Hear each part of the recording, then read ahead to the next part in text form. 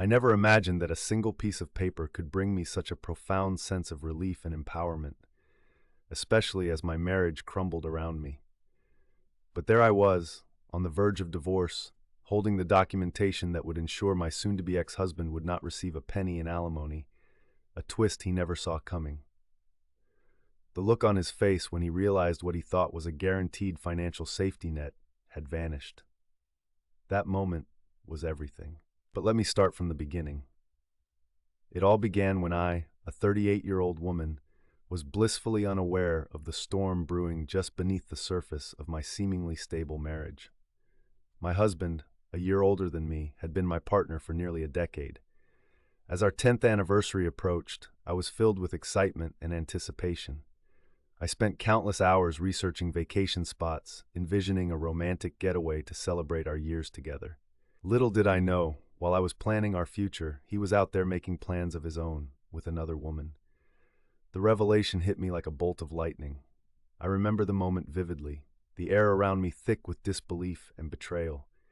He had been seeing someone else, a woman significantly younger than us, either 25 or 27. Her exact age didn't matter as much as the betrayal itself. My heart felt like it was being torn apart, and I was left questioning everything I thought I knew about our relationship. In the midst of this emotional turmoil, I decided to take a proactive step. I reached out to a lawyer, wanting to understand my options, to prepare myself for what seemed like an inevitable divorce. Sitting in that lawyer's office, I felt a mix of anxiety and determination. I needed clarity, a plan to navigate the murky waters of separation. The lawyer, a woman who exuded both confidence and empathy, provided me with the best news I could have hoped for.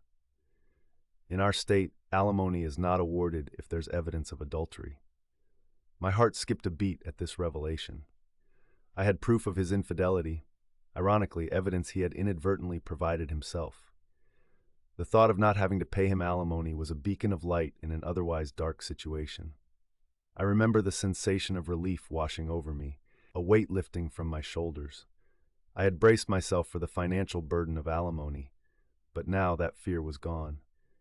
The lawyer explained that the requirement to live separately for a year only applied to no-fault divorces in our state.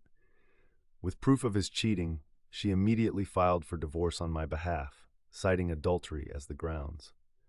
Our living situation was another layer of complexity.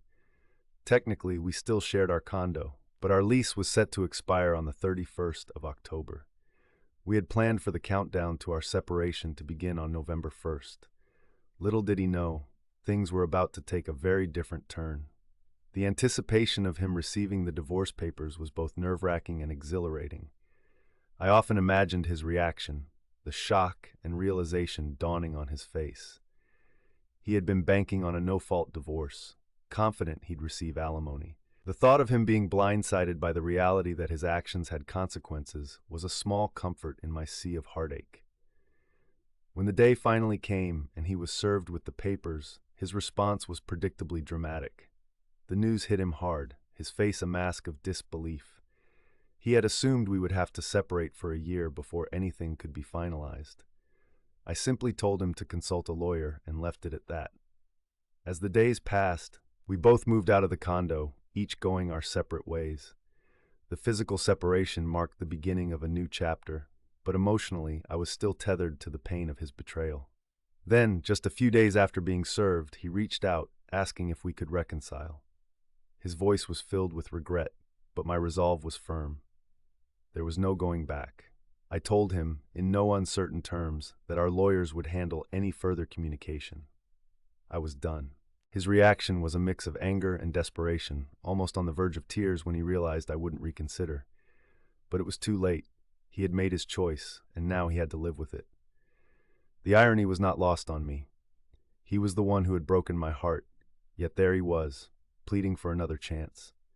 In the weeks that followed, I found solace in the silence. He didn't attempt to contact me again, and for that, I was grateful. My emotions were a complex tapestry of relief, sadness, and a burgeoning sense of freedom. I turned off my messages, tired of the unsolicited opinions from strangers who didn't understand my journey.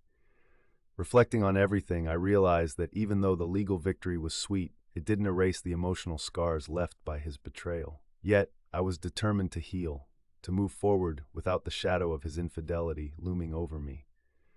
In the end, this experience taught me about resilience and self-worth.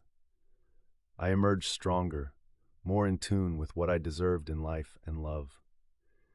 The road ahead was still uncertain, but I was ready to embrace it, leaving behind the remnants of a broken marriage and stepping into a future that was wholly mine to shape.